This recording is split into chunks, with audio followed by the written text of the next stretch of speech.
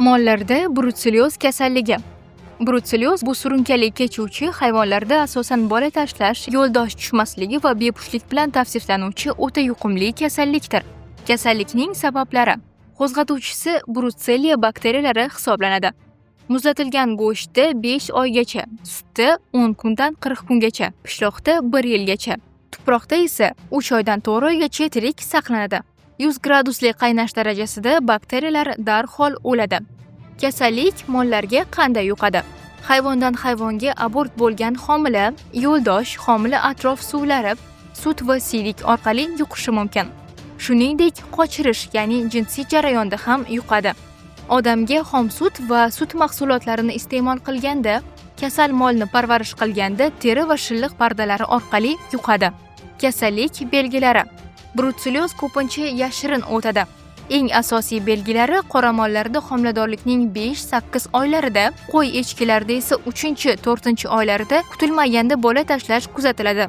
Bola tashlagandan so'ng yo'ldosh o'z vaqtida tushmaydi va bachadon yallig'lanadi. Bo'g'imlarning shishi va yallig'lanishi, urchituvchi buqalarda ham urug'donlarning yallig'lanishi kuzatilishi mumkin. Oqibatlari: podaning ko'payishi to'xtaydi, sut mahsuldorligi keskin kamayadi, fermer xo'jaligiga katta iqtisodiy zarar yetishi mumkin. Chunki kasal deb topilgan mollar so'yilishga yuborilishi shart. Davolash usullari. Veterinariya qoidalariga ko'ra, brutselyoz bilan kasallangan hayvonlar davolanmaydi. Ular podadan darhol ajratilib, go'sht kombinatlariga so'yish uchun topshirilishi lozim. Bu kasallik o'ta xavfli bo'lgani uchun uni davolashga urinish infeksiyaning yanada kengroq tarqalishiga sabab bo'lishi mumkin. Brutselyozni oldini olish choralari. Mollar yilda kamida 1-2 marta brutselyozga qon tahlili orqali tekshirilishi shart. Ya'ni, yangi olingan hayvonni 30 kun alohida saqlab, qon tahlili natijasida toza chiqqandan keyingina podaga qo'shish mumkin. Xavfli hududlarda maxsus vaksinalar bilan emlash lozim.